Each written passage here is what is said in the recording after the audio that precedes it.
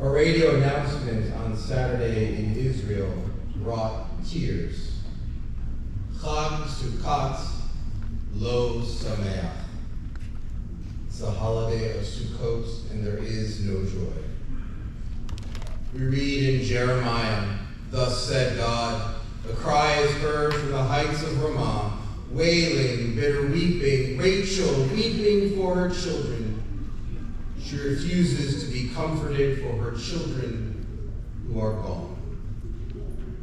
We are Rachel, overcome with emotions of grief, shock, horror, outrage, despair, loss, loneliness, sadness, the list goes on. Our world is shaken, surreal. We feel off balance. How can life go on as normal when human beings have been slaughtered? When our brothers and sisters are brutally murdered, while others gleefully recorded the bloodshed and celebrated?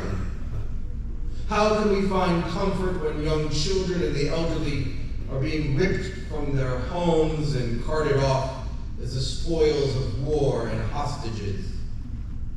How can we possibly rest after witnessing a day that saw more Jews killed than any single day since the Holocaust? We are beyond consolation. These crimes against humanity are indefensible in any light. Who dares to condone the rape and murder of innocents, the beheading of young children? The atrocities committed by Hamas demand a response and justice. A reckoning will come at the hands of the IDF.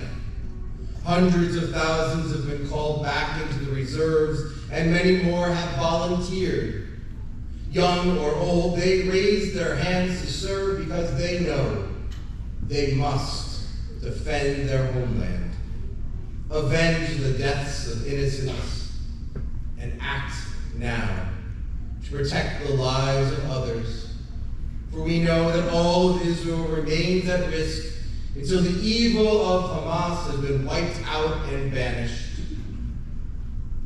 Many of us here have family and friends who are now gearing up for war. Our hearts and our prayers are with them. While those brave soldiers risk their lives to root out evil at its source, they must have our unwavering support. They need us to contact all of our local, state, and national leaders to emphasize the vital importance that America must be a rock-solid supporter of Israel at every level. We have to encourage our national leadership to act swiftly to provide Israel with the financial and military resources they need. Friends, we must also be advocates for Israel, speaking out and taking action against those who would condone the killing of innocents, those who would defend the actions of these terrorists. When you hear someone attempt to justify the horrible actions of Hamas, call them out. Make them watch the videos of children and civilians being slaughtered while the terrorists dance and celebrate. Challenge them to answer this: why is it okay for innocent Jews to be killed this way? Be more blunt. Who else would they stand idly by and watch as they are being raped and murdered? Is a Jewish life worth less than the lives of everyone else?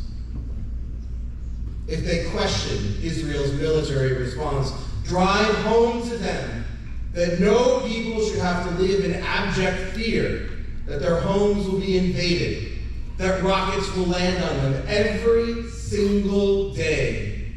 Time and again, Hamas has proven incapable of accepting Israel's right to exist, using violence and terror to make that point clear time and time again.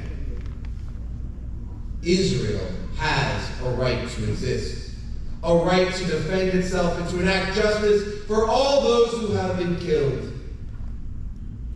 Finally, we must all now serve as a living legacy for those whose lives have been tragically taken.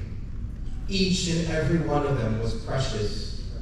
Our rabbis teach that when one destroys a single life, it is as if one has destroyed an entire world. 1,000 worlds have been destroyed. And it's up to us to make sure that they are not forgotten.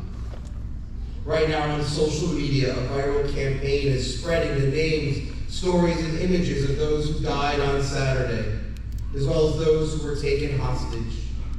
This is a powerful act to remind us that the world will not forget these individuals, nor their fate at the hand of the butchers.